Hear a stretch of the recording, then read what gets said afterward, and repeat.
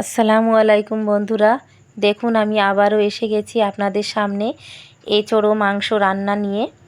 তো দেখুন এঁচোড়টা আমি কুটে নিচ্ছি, ফালি করে নিলাম। নিয়ে আমি আঠা বার হচ্ছে, আটাটাকে একটু পানি দিয়ে ধুয়ে নিলাম। নিয়ে গোটা গোটা করে কেটে নেব, খুব বড়ও না ছোটও না, মিডিয়াম সাইজ রাখতে হবে। তো দেখুন আমি এমনভাবে সব কেটে নিয়ে পানির মধ্যে দিয়ে দিলাম। দিয়ে একটু হলুদ দিয়ে আমি এঁচোড়টাকে ভালো করে ধুয়ে নিলাম। এদিকে কড়াইতে আমি তেল দিয়ে একটু লবণ হলুদ দিয়ে আমি কেটে রাখা আলুগুলো ভেজে নেব। আলুগুলো এমনভাবে কাটতে হবে মাংসের আলুর মতো। দেখুন এদিকে আমি মাংসটাও কুটে নিয়েছি, গোটা গোটা করে মিডিয়াম সাইজ করে কেটে নিলাম। এদিকে ওই কড়াইতেই আমি এঁচোড়গুলো ভেজে নিলাম লবণ হলুদ দিয়ে, লাল লাল করে ভেজে নেব। পরিমাণ মতো লবণ দেব। এদিকে কুকারে মাংসটা দিয়ে আমি একটু পানি ও লবণ দিয়ে 4-5টা হুইসেল মেরে নেব। এঁচোড়টাও আমার ভাজা হয়ে গিয়েছে লাল লাল করে। দেখুন কত সুন্দর হয়েছে ভাজাটা। ওই সিদ্ধ করা মাংসের মধ্যে আমি এঁচোড়টাকে ঢেলে দেব, দিয়ে আবারও 2-3টে হুইসেল মেরে নেব এঁচোড় ও মাংসটাকে।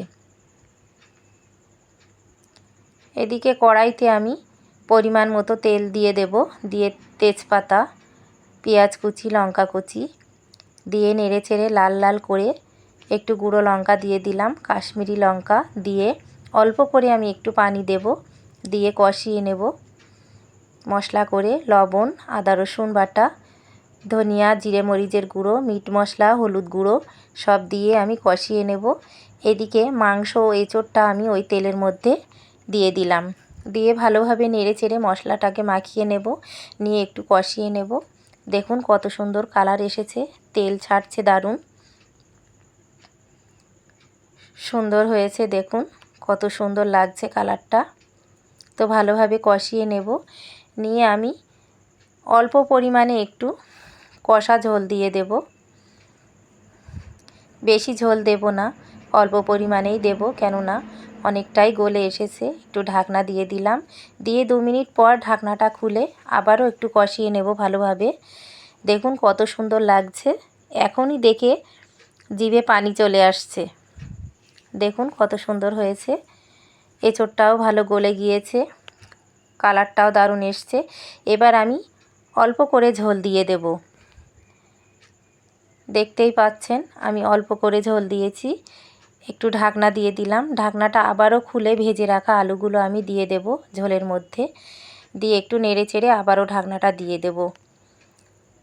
দেখুন আমি 2-3 মিনিট পর ঢাকনাটা খুলে একটু গরম মশলা ও জিরে মরিচের গুঁড়ো দিয়ে দিলাম।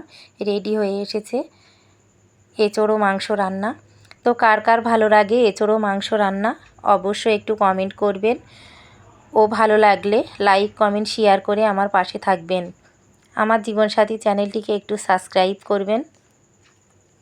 দেখুন কত সুন্দর হয়েছে, কালারটাও দারুণ এসছে, খেতে নিশ্চয়ই দারুণ হবে।